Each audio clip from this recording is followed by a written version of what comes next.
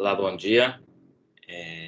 Nossa aula hoje é sobre arteriosclerose. Ela é o conteúdo referente à unidade 3.2. Tá? A arteriosclerose está relacionada com a doença da artéria coronária. Tá? E ela recebe essa nomenclatura devido em relação à fase, né, de comprometimento arterial dessa parede coronariana.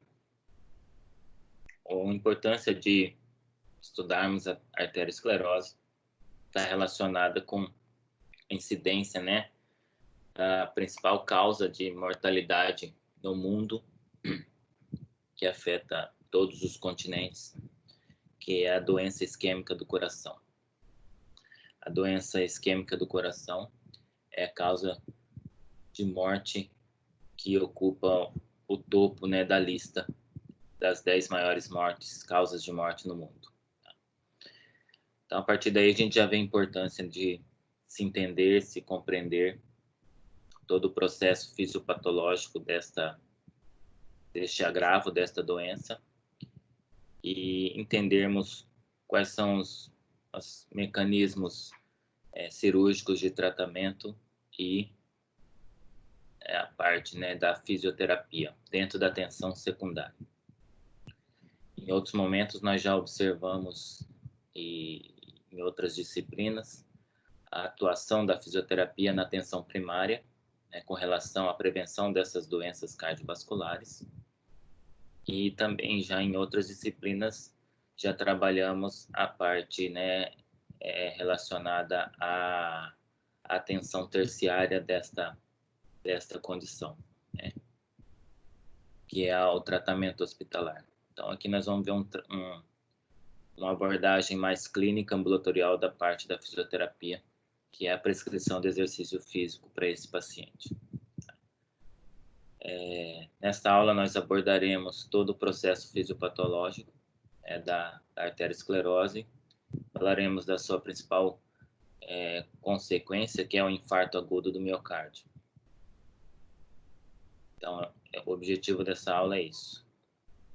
Na aula que vem, abordaremos os aspectos da cirurgia de revascularização do miocárdio e o pós-operatório de cirurgia de revascularização do miocárdio. Entendermos as fases. Novamente, repito, não vou abordar a parte hospitalar, já foi abordada em outros momentos. Tá? Então, abordaremos a parte mais clínica, tá? Isso na aula que vem. Dentro do aspecto e contexto da doença da artéria coronária, nós temos a arteriosclerose, que é a formação da placa de ateroma na parede das artérias, e ela é causada pela infiltração de células da circulação sanguínea em locais específicos da parede vascular. Então, a arteriosclerose é a famosa, né, placa de gordura na parede da artéria coronária. Então, essa placa de gordura é chamada de ateroma. E, então, o processo de formação dessa placa de ateroma é chamado de arteriosclerose. Então, ela é causada por infiltração de células gordurosas, né? Células relacionadas ao colesterol ruim, né? Placas de gordura, células relacionadas ao colesterol ruim, tá? Nós vamos abordar daqui a pouco, que vão se acumular na parede, né, da artéria coronariana, diminuindo a sua luz, né, ou seja, diminuindo a passagem de sangue por essa artéria, levando então à isquemia do músculo cardíaco, né, que é o músculo que receberá ou recebe esta circulação. Tá? Já a arteriosclerose, com R e um I, ela é descrita como o endurecimento da parede das artérias e causada pela arteriosclerose. Então, é uma consequência da arteriosclerose. Quando a placa sofre calcificação, então ela é chamada de arteriosclerose. Então, quando essa placa já está endurecida, calcificada, então ela já recebe o nome de arteriosclerose. Os dois componentes são responsáveis pela doença da artéria coronária, é a DAC, e ambas as condições levam ao infarto agudo do miocárdio. Por isso, né, se faz importante a gente entender um pouquinho da vascularização e circulação coronariana. O músculo cardíaco irrigado por essa circulação coronariana, ela é formada por duas artérias coronárias, a coronária esquerda e a coronária direita. Tá? Ambas têm origem, né, na raiz da aorta, né, na aorta ascendente, tá? Sendo os primeiros ramos da aorta. E a artéria coronária esquerda, né, representa, né, a artéria que irriga, né, toda a porção lateral esquerda do ventrículo esquerdo, né, do coração, a parte anterior do ventrículo esquerdo e a parte posterior do ventrículo esquerdo. Ela possui dois ramos principais, um ramo chamado de circunflexa, tá? Que é esse ramozinho aqui, que vai irrigar toda a parede, a margem lateral esquerda do coração e a parte posterior do ventrículo esquerdo. E nós temos o ramo descendente anterior, que é um dos principais ramos da coronária esquerda, porque ela realiza a irrigação de praticamente toda a parede anterior do ventrículo esquerdo. Tá? A coronária direita, tá? Ela irriga o ventrículo direito na sua porção anterior, marginal, né? Margem lateral direita, e a parte posterior do ventrículo direito. Ela tem dois ramos, né, principais, o ramo marginal, que é esse aqui, que vai irrigar a margem direita do ventrículo direito, e o ramo descendente posterior, que é esse que está sombreado, né, para mostrar que ele está posteriormente, que vai irrigar, né, toda a parte posterior, né, do ventrículo direito, uma parte também do posterior do ventrículo esquerdo. Tá?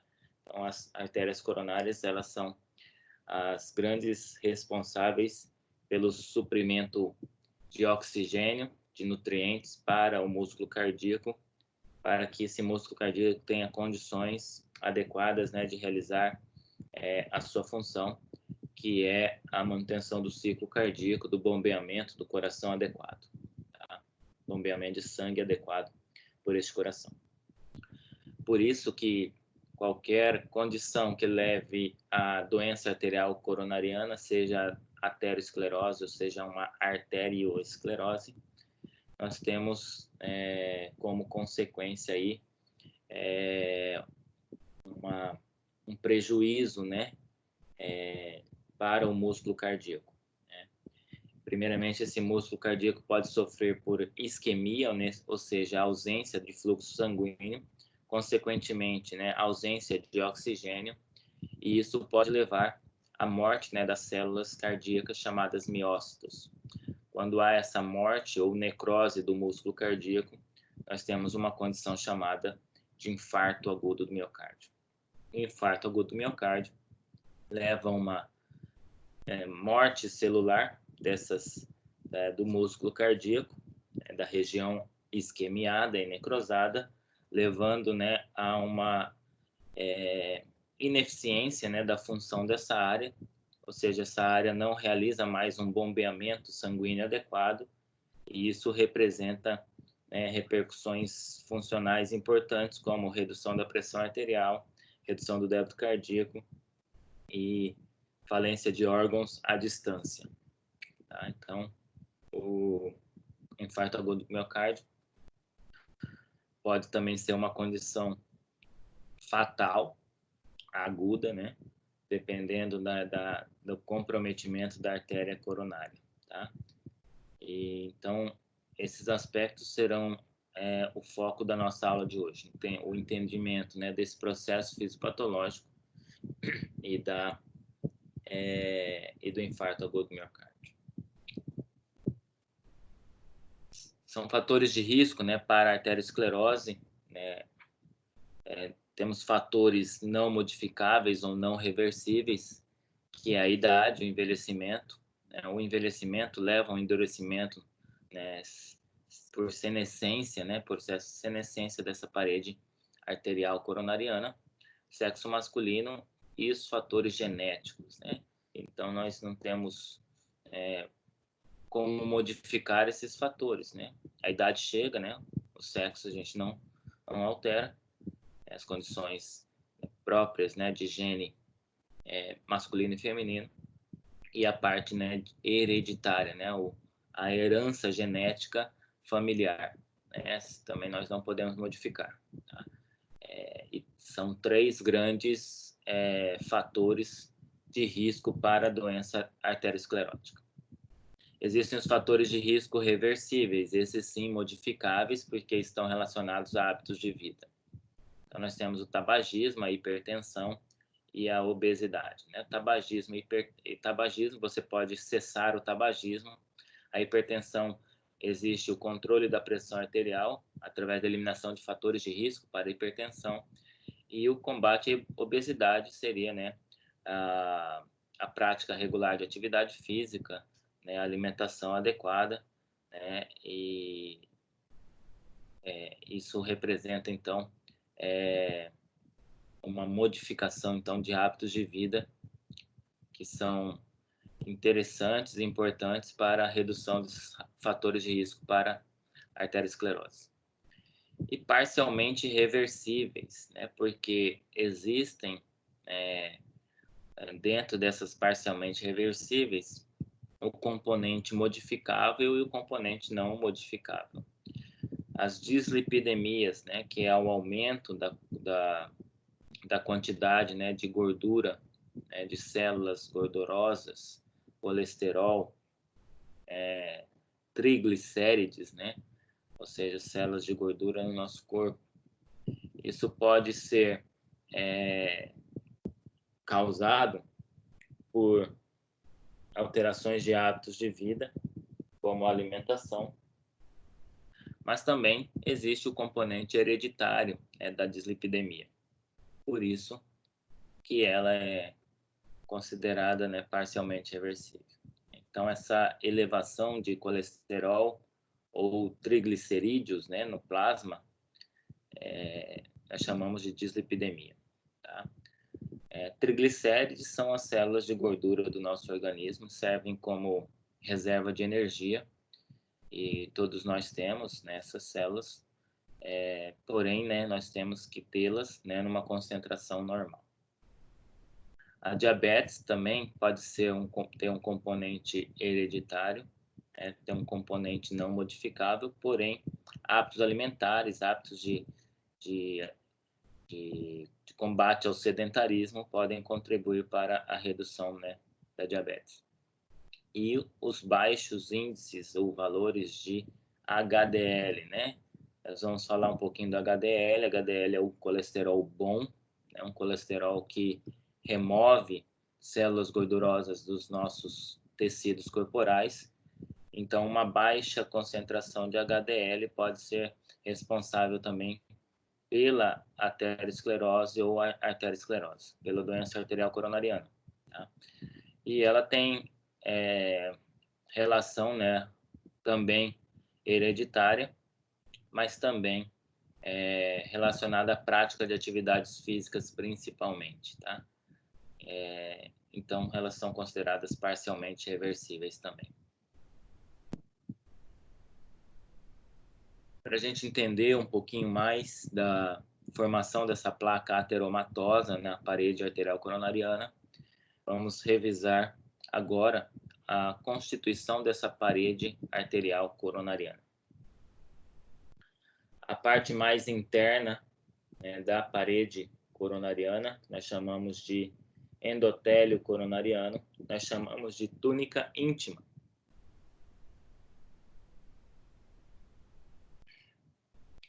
Então, túnica íntima é a camada mais interna da coronária, e ela é formada pelas células endoteliais e por membrana elástica, né? Nós temos uma membrana que envolve internamente essas células endoteliais. Células endoteliais são células de revestimento, tá? E a túnica íntima, então, é a túnica que está em contato com o sangue, né, que flui, né, nessa coronária. Tá? Então, responsável pela parte mais interna da parede coronariana. A túnica média é a parte intermediária, tá? Essa túnica aqui. Então, ela vem após a membrana elástica. Ela é rica em músculos lisos e membrana elástica também. Então, é a parte muscular da parede arterial coronariana, né? A gente já sabe que os vasos sanguíneos respondem à estimulação do sistema nervoso simpático. Então, elas fazem vasoconstrição. E essa vasoconstrição, então, ela é causada pela contração dessa musculatura lisa, reduzindo o calibre vascular, calibre desse vaso sanguíneo. Então, esses músculos que se contraem estão presentes na túnica média, túnica intermediária. E a túnica mais externa, chamada de túnica adventícia ou túnica externa, é onde ficam as terminações nervosas, né, desse vaso sanguíneo, onde o vaso sanguíneo recebe esse estímulo nervoso, onde ele responderá, né, com vasoconstrição ou vasodilatação. Tá? Com relação à formação da placa ateromatosa, as túnicas mais importantes são a túnica íntima e a túnica média, que nós vamos comentar. Sobre o colesterol, que é outro importante fator que nós devemos entender, né, para a formação da placa ateromatosa. O colesterol ele é um tipo de gordura produzida no fígado e também proveniente da nossa alimentação. Então, produzimos colesterol, né, nos hepatócitos, mas também, e na maior parte, adquirimos esse colesterol através dos nossos alimentos. Tá? E esse colesterol, ele é transportado por lipoproteínas. Ele depende, né? Ele necessita de lipoproteínas para serem transportados dentro da corrente sanguínea. Então, dessa forma que nós temos essa divisão, né, comumente falada em colesterol bom e colesterol ruim. O que seria um colesterol bom? O colesterol bom é o HDL, um tipo de lipoproteína, High Density Lipoprotein, ou seja, lipoproteínas de alta densidade. Tá? Ele é considerado colesterol bom porque ele realiza o transporte do colesterol dos tecidos corporais, por exemplo, da artéria coronária, para o fígado. Tá? Ou seja, ele faz uma remoção, vamos dizer, uma remoção do colesterol dos tecidos corporais, principalmente paredes vasculares, para o fígado. E do fígado ele é eliminado através da bile, né, nas fezes, e das fezes eliminado do corpo. Tá?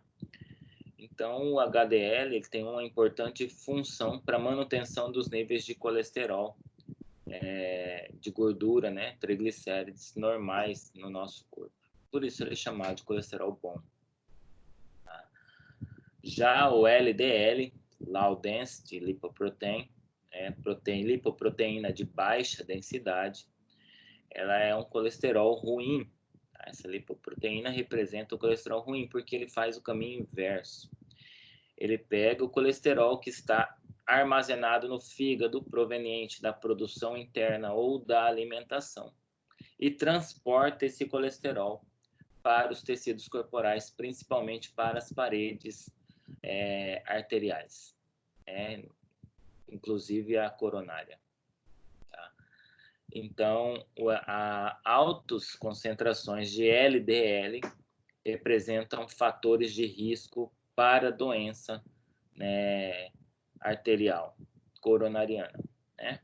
Alto risco para ateromatose, porque esse LDL vai transportar essas células de gordura para a parede, né, arterial coronariana.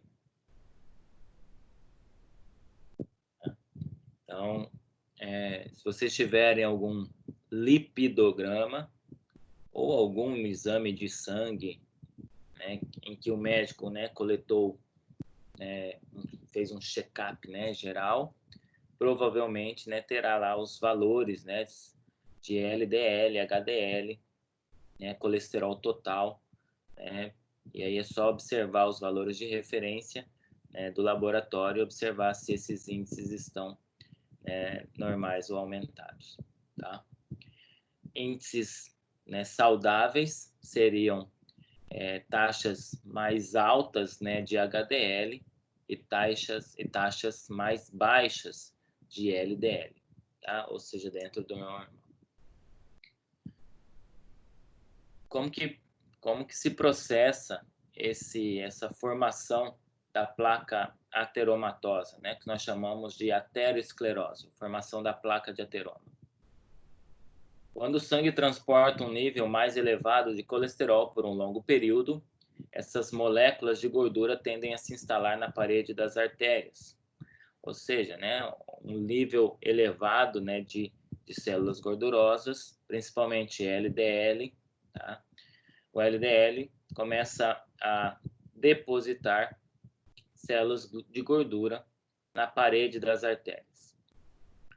Então, essas células são absorvidas, né, pelo endotélio, ou seja, né, para aquela camada mais interna da parede coronariana, e ela vai se depositar exatamente entre a túnica íntima e a túnica média, entre a camada endotelial e a camada muscular da parede coronariana, tá? E essa placa ela fica revestida por aquela membrana elástica e pelo endotélio, tá?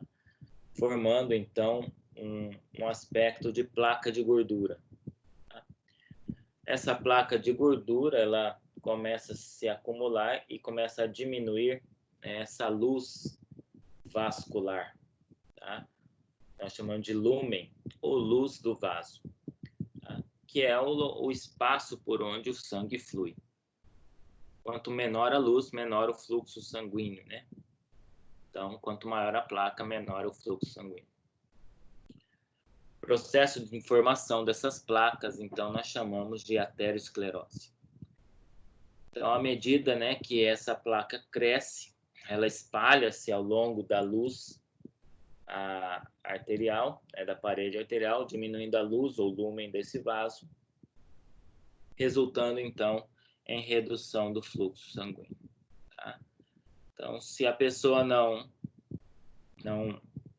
pratica hábitos saudáveis de vida, boas práticas, alimentação saudável, atividade física,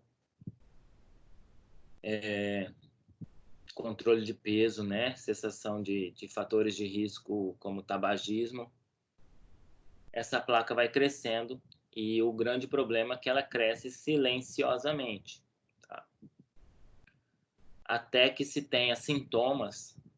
Esses sintomas são graves, né? Vamos ver que os sintomas podem ser já o surgimento de um infarto. A pessoa não sabe, né, se essa placa está grande ou não.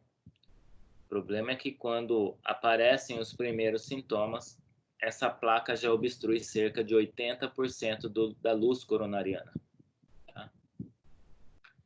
Então, por isso, né, a parte de prevenção é tão importante quando a gente se fala de doença cardiovascular, principalmente a doença arterial coronariana. O aumento da placa ela pode determinar surgimento de lesões endoteliais com ruptura do endotélio. O que acontece, né? O fluxo sanguíneo está diminuído nessa região.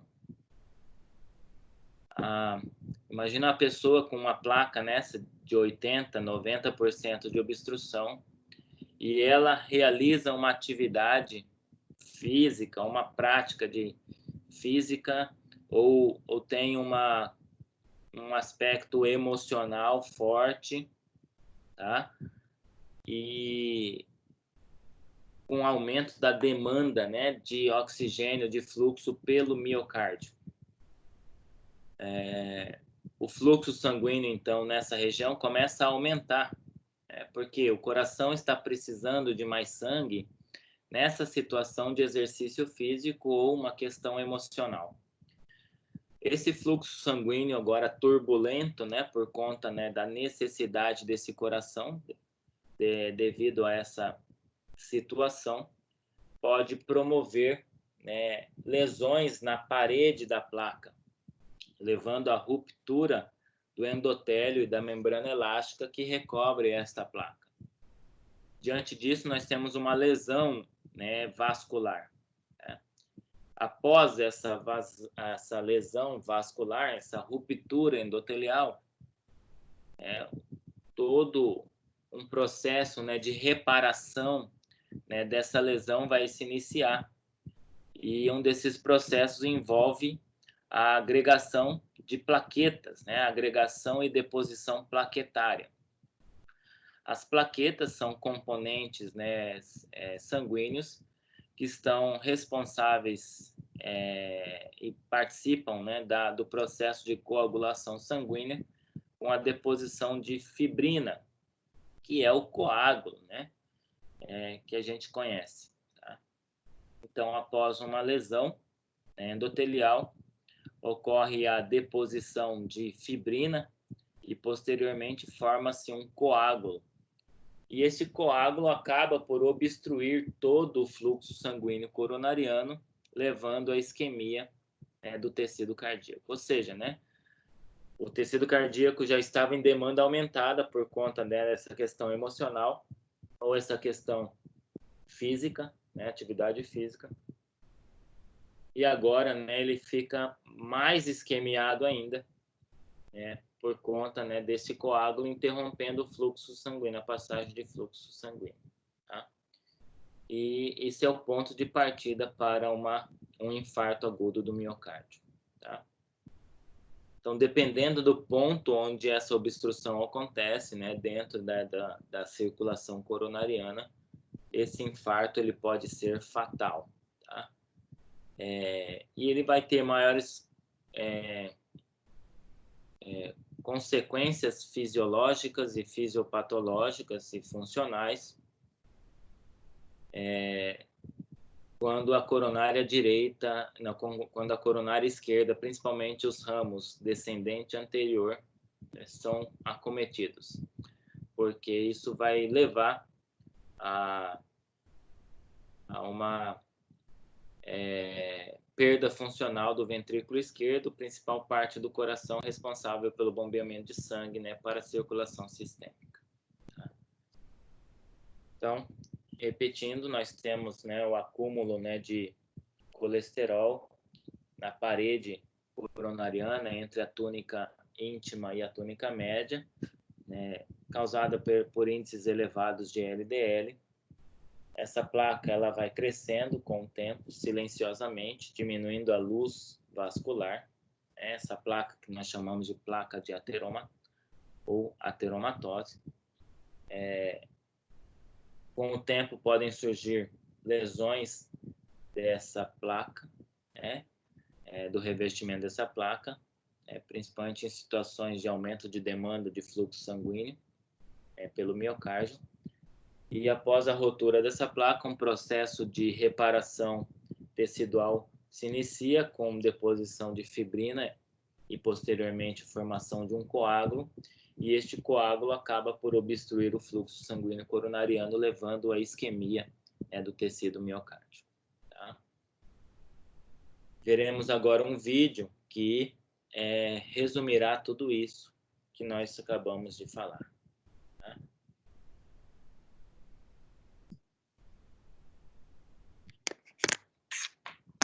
Artéria coronária. Uma visão ampliada da coronária mostra 3 camadas básicas: túnica externa, túnica média e túnica interna. Esta camada mais interna é composta de células escamosas.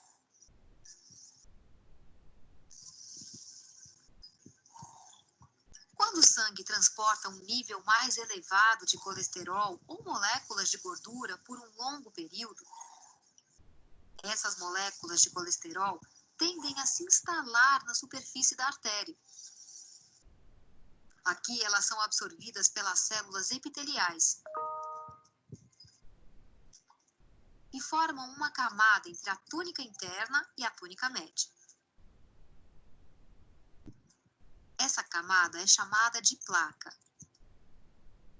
À medida que a placa cresce, espalha-se ao longo das paredes da artéria, formando um inchaço que se projeta para o lúmen, resultando em redução do fluxo sanguíneo.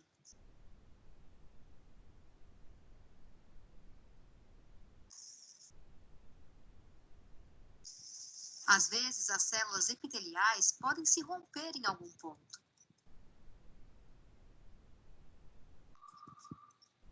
Isso ativa as plaquetas, que começam a formar fios de fibrina. Com o tempo, forma-se um coágulo. Este coágulo obstrui o fluxo sanguíneo pela artéria. Isso é chamado de aterosclerose. Esse vídeo aí pôde resumir, né, tudo que nós comentamos aí da formação, né, da placa ateromatosa ou aterosclerose, tá? Essa é uma imagem, né,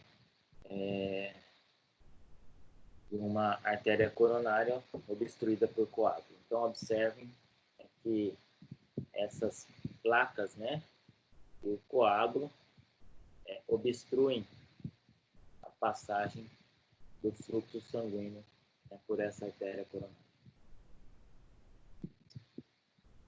Então, aqui mais uma imagem mostrando a parte do coágulo, né, a placa com o coágulo, e isso determina uma obstrução do fluxo sanguíneo coronariano, e isso leva à isquemia do tecido muscular cardíaco e é irrigado, né, por essa artéria comprometida.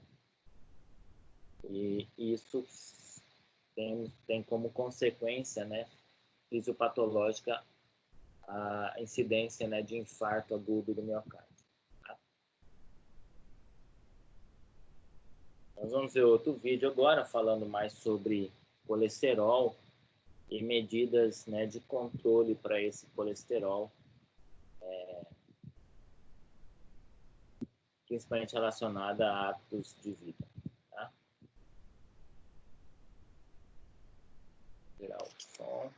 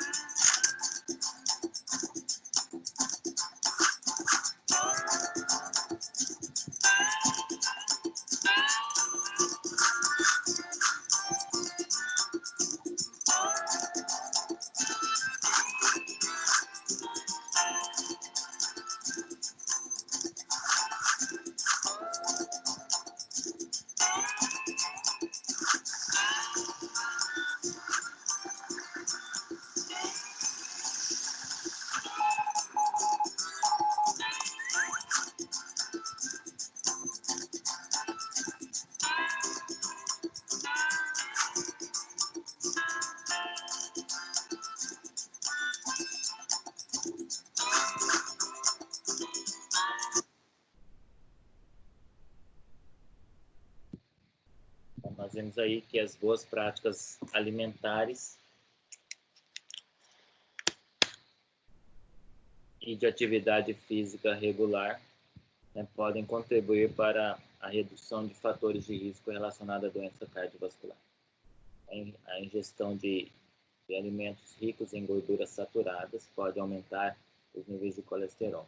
Então, são recomendados, né, alimentos mais saudáveis, pobres, né, em gordura saturada.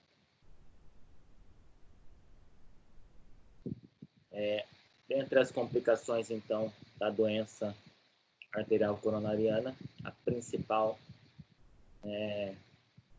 causa, né, da arteriosclerose, nós temos aí hipertensão arterial sistêmica, infarto agudo do miocárdio e insuficiência cardíaca.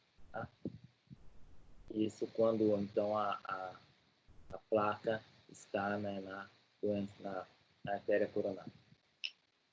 Quando essas placas elas acometem as artérias carótidas, aquelas que irrigam o tecido nervoso cerebral, nós podemos ter incidência, né, de acidente vascular encefálico, AVE. E quando essa placa ocorre, né, em uma artéria periférica, por exemplo, né, de membros inferiores, nós podemos ter a gangrena, né, ou seja, a isquemia, né, de alguma região do nosso corpo, devido à interrupção do fluxo sanguíneo. Esta imagem mostra exatamente uma gangrena, né, em membro inferior, causada por insuficiência arterial periférica, ou seja, uma obstrução, né, arterial, levando à interrupção do fluxo sanguíneo, isquemia e morte, né? Esse tecido preto é um tecido necrosado. A consequência, nesse caso, da gangrena, é a amputação dos membros, tá? Assim, acima, né, da parte que está isquemiada, né? Então, essa pessoa aí da imagem provavelmente terá todo o antepé direito, né, amputado, e os dedos, né, do pé esquerdo também amputados devido a esta gangrena. É uma complicação bastante séria. Nós vamos abordar a principal complicação decorrente da doença arterial coronariana, que é o infarto agudo do miocárdio. O infarto agudo do miocárdio, ele é definido como morte dos miócitos, ou seja, células musculares do coração, resultante da isquemia prolongada e não aliviada, causada por interrupção total do fluxo sanguíneo, decorrente do estreitamento da artéria coronária. Provoca necrose do tecido miocárdio. Então, quando há uma interrupção do fluxo sanguíneo para o músculo cardíaco, levando uma isquemia prolongada, não aliviada, isso pode levar à morte do tecido miocárdico, e aí nós temos uma condição chamada de infarto agudo do miocárdio. Infarto, a palavra infarto, né, ela representa morte, né, ou necrose. Tá?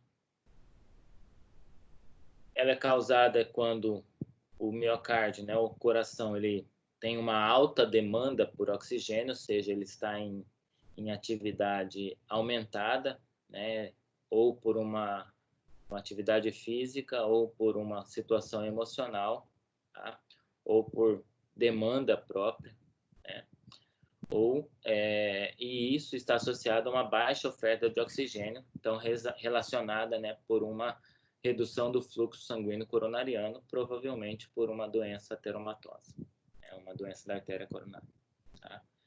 Então, em linhas gerais, o coração precisa de muito oxigênio, só que ele não recebe essa quantidade aumentada. Tá? Então, isso leva, né, a um processo de isquemia muscular miocárdica, e isso culmina com a morte, né, dessas células, causando um infarto agudo do miocárdio. Tá? Então, é uma imagem, né, de um coração que mostra muito, né? Ele é um coração praticamente, você não enxerga a camada muscular, você enxerga só gordura, tá? E e nessa ponta, né, mostra o que? Uma lesão, inclusive com ruptura da parede coronária, da parede ventricular, em decorrência de um infarto. Né? E observem a parte adjacente desta lesão, né, uma parte, né, escurecida, né, mostrando que há morte, né, celular ali associada. Tá?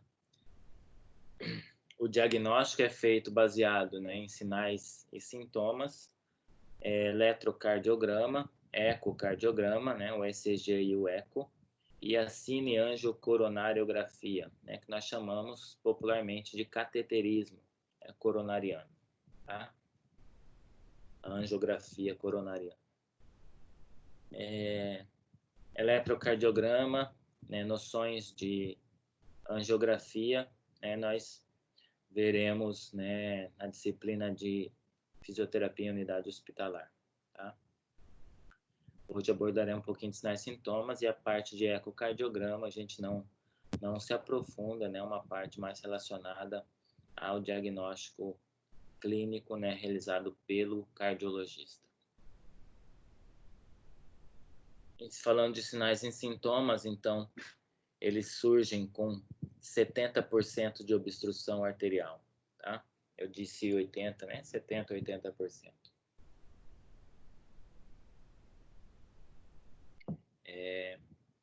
Que representa muito, né? Muita obstrução, tá? Praticamente 1/3 do fluxo sanguíneo ainda permanece. Agora, em termos de sintomas, né?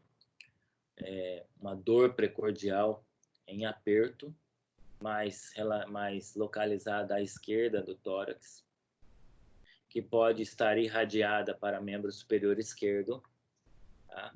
Muitos pacientes, eles seguram o braço esquerdo, né, e levam ao peito, abraçando, como se tivesse algo apertando o seu peito, né, e uma dor no membro superior esquerdo, né, por isso essa posição de grande intensidade, né, quem relata, né, os sobreviventes de infarto relatam, né, que é uma dor insuportável, e ela é prolongada, maior que 20 minutos. Tá? Ela não melhora ou apenas tem alívio parcial com o repouso. Pode haver ainda irradiação para a mandíbula, tá? Para pescoço, mandíbula, membro superior direito, para as costas, né, para o dorso, para os ombros e para o epigástrio, né, para a região, né, epigástrica. E essa dor epigástrica, ela pode ser, às vezes, confundida com distúrbios gastrointestinais, tá? Até porque, né, o infarto pode apresentar como sintomas náuseas, né, tontura, mal-estar e vômitos. Então, cabe ao médico, né, de primeiro atendimento, ali, de pronto atendimento, a capacidade, né, de distinguir, né, dor epigástrica referente a infarto ou uma dor epigástrica referente a desconforto, né, gastrointestinal, né, má digestão ou outras condições gastrointestinais. Um eletrocardiograma poderia, né, e pode, né, facilmente diferenciar isso, e a coleta, né, de exames laboratoriais também podem facilitar essa distinção.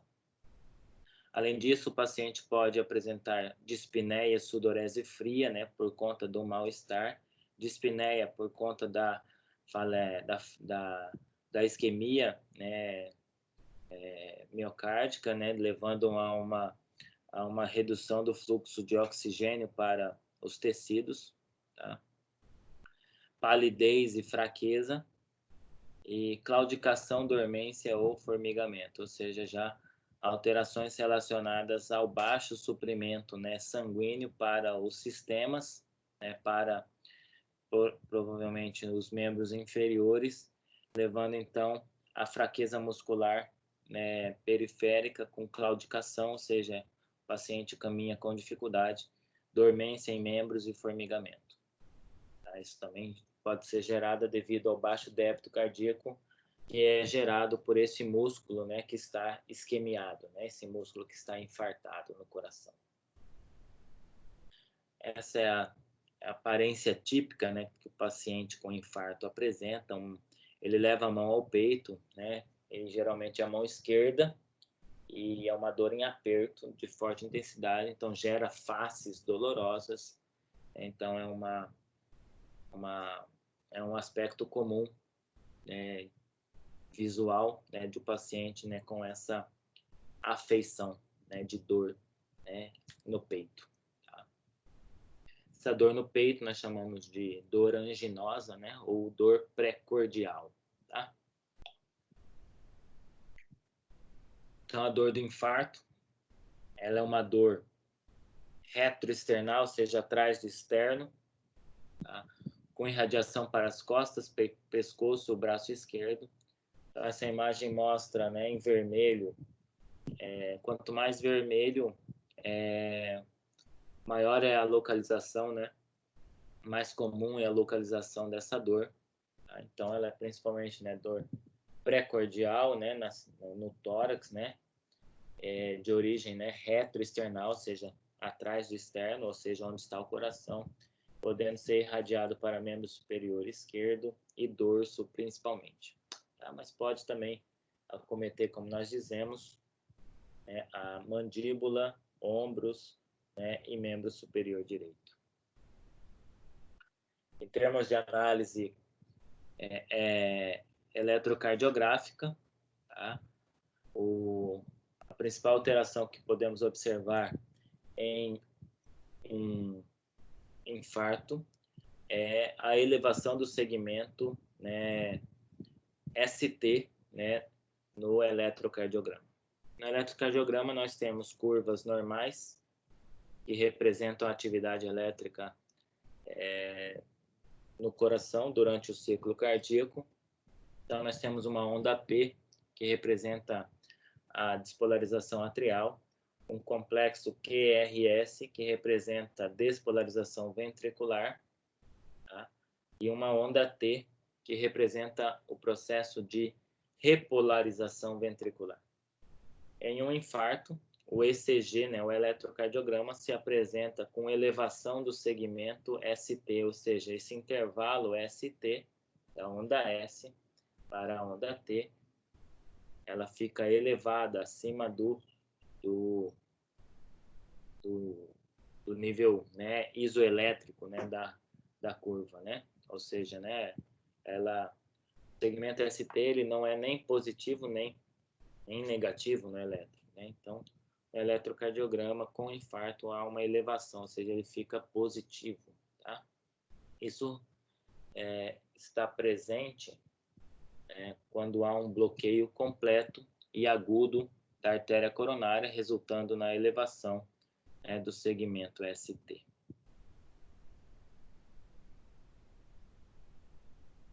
Essa é uma imagem de dois exames que podem ser realizados para diagnóstico também. Aqui nós temos uma angiorressonância, que é uma ressonância de vasos coronarianos, né? Um exame caro, tá? Não são todos os indivíduos, pacientes que conseguem ter acesso a um exame desse, tá? E aqui ele mostra, né, uma angiorressonância, ele praticamente desenha, né, toda a árvore coronariana vascular. E aqui a gente observa, né, uma interrupção da imagem da coronária esquerda, ou seja, mostrando que aqui é uma diminuição do fluxo sanguíneo. A mesma imagem agora em cateterismo ou cineangiocoronariografia apresenta aqui uma redução do fluxo sanguíneo.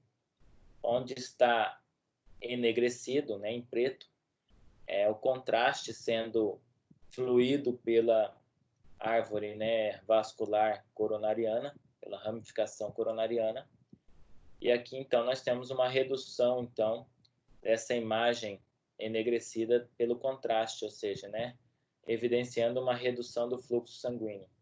Essa parte, né, que reduz esse fluxo coronariano, provavelmente a imagem da placa ateromatosa, tá?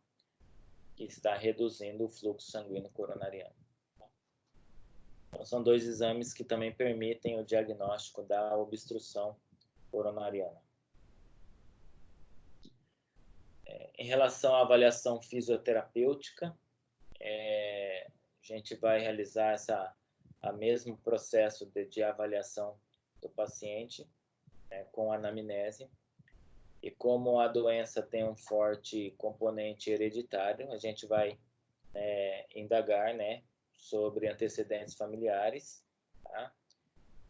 História na família, de infarto, história na família de doenças cardiovasculares, de AVC. Também perguntaremos ao paciente sobre antecedentes pessoais, tá?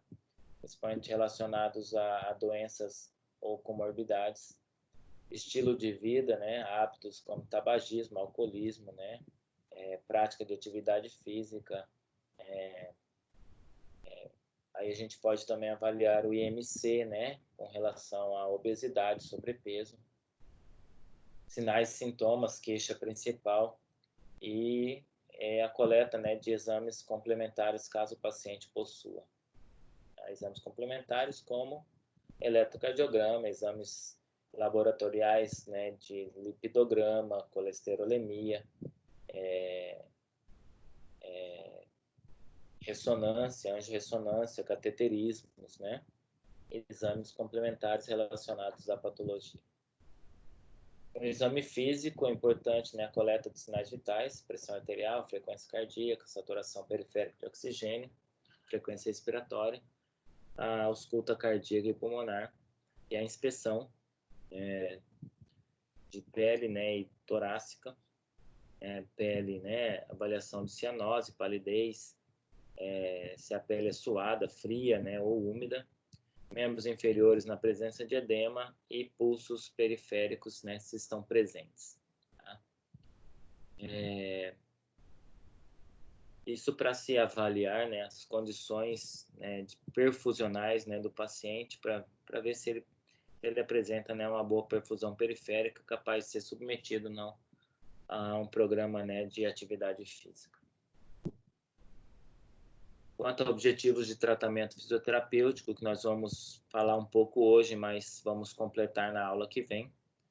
A fisioterapia tem como objetivo, promover a circulação colateral, estabilizar seus níveis e evitar o agravamento da doença. Tá? Isso tanto tratamento fisioterapêutico quanto clínico, tá?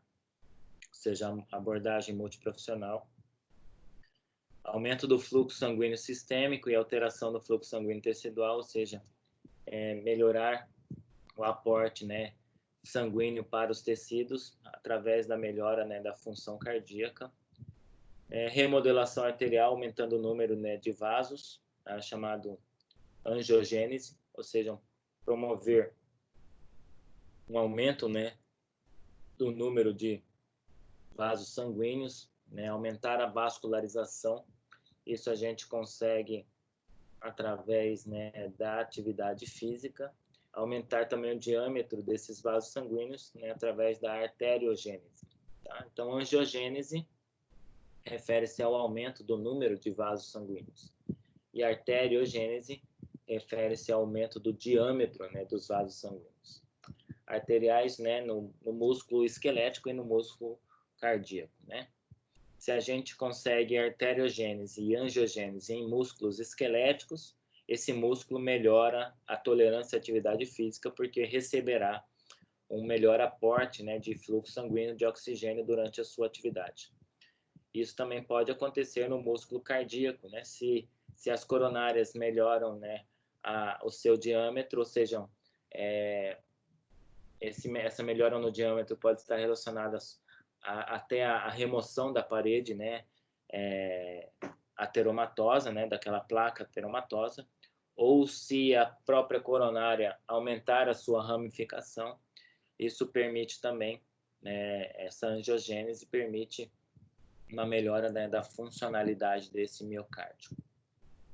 Diminuir o risco de trombose, né, o efeito benéfico no processo de coagulação e mecanismos fibrinolíticos, ou seja, né, dentro do tratamento, o paciente pode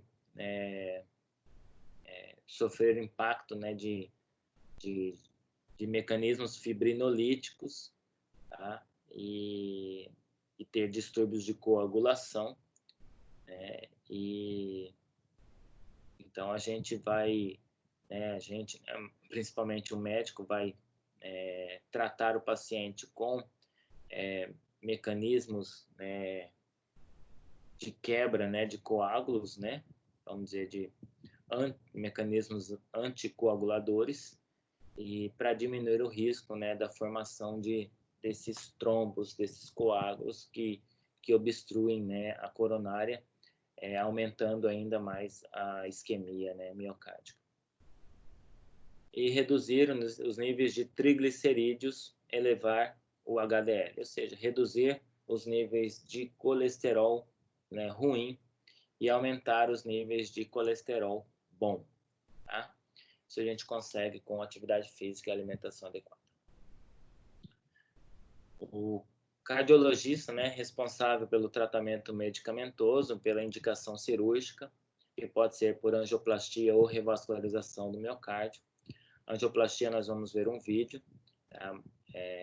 Mostrando, né, o que é angioplastia, e a revascularização do miocárdio nós vamos falar na aula que vem.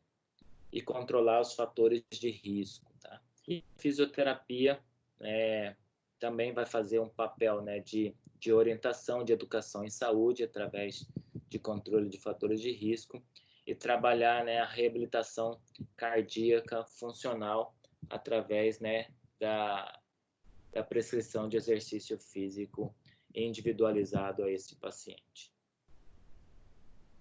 Esse vídeo, então, né, vocês poderão entender o que é a cineangiografia. Em seguida, vocês vão ver um processo de angioplastia, que é a correção, né, da placa, né, através da colocação de um stent, né, que é uma espécie de uma mola, um aramezinho, né, que é colocado, né, no local onde está a placa, impedindo que essa placa se desloque para o interior da parede coronariana, né, da luz coronariana, e mantendo, então, assim, o fluxo sanguíneo coronariano normal.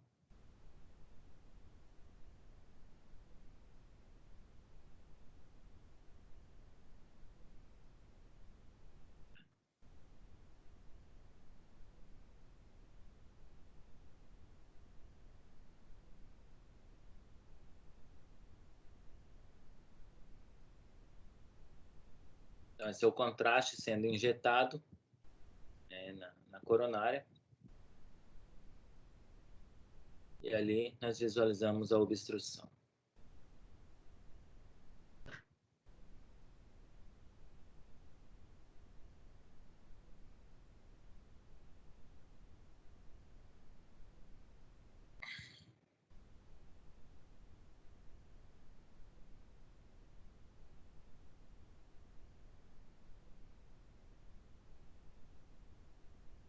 Um balão, né, começa a ser insuflado e empurrando a gordura de volta à parede coronariana.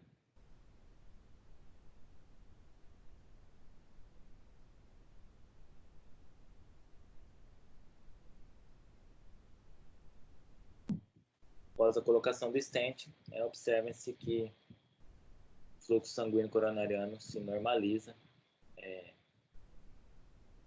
Então a placa já não está mais ali impedindo, né? Então é a opção de escolha, vamos dizer, a primeira opção para o tratamento dessas placas. É levada em consideração muito a localização da placa, ou seja, né, a capacidade de um stent ser colocado, o número, né, de placas que existem, porque devido a um número aumentado de placas pode ser indicado a cirurgia de revascularização e não a angioplastia, tá? Então vai depender de alguns fatores, e quem vai decidir por isso, então vai ser o médico cardiologista, juntamente com o cirurgião cardíaco. O tratamento fisioterapêutico, nós vamos falar um pouquinho mais semana que vem, mas ele aborda, né, um programa de treinamento aeróbico regular, ou seja, de atividades aeróbicas, ou seja, né, não é só musculação, então, não é só força, e sim um trabalho que envolve, né, a capacidade aeróbica do paciente, como caminhadas, corridas, ciclismo e natação, principalmente essas atividades, com uma intensidade de 70% a 85% da frequência cardíaca máxima. Isso é calculado através de uma fórmula que nós iremos aprender semana que vem, onde a frequência cardíaca máxima ela é calculada a partir da fórmula 220 menos a idade. Né? Então, pega 220 e subtrai a idade do paciente e você tem a frequência cardíaca máxima dele. E aí você vai trabalhar em termos, uma altura, né, de 70% a 85% dessa frequência cardíaca máxima. A frequência, né, de atividade seria de 3 a 5 vezes por semana, sem causar fadiga, com duração de 30 a 40 minutos, né, não fazer menos de 30 minutos, pois, né, estudos mostram que atividades abaixo desse tempo, né, não promovem adaptações estruturais, né, necessárias para o recondicionamento físico do paciente. 5 a 10 minutos adicionais de aquecimento e desaquecimento, então seriam, né, 30 minutos de atividade, e aí deixa, né, 5 a 10 minutos para, né, um aquecimento e um desaquecimento. Tá? Atividades aeróbicas também, mas que não envolvem, né, alta demanda, né, só para o paciente, né, se preparar para a atividade física programada pelo fisioterapeuta. Por hoje seria isso. A gente continua semana que vem abordando a parte de revascularização do miocárdio e continuando um pouquinho sobre tratamento fisioterapêutico, onde nós aprenderemos, né, o cálculo dessa frequência cardíaca de exercício individualizada para cada paciente. Ok?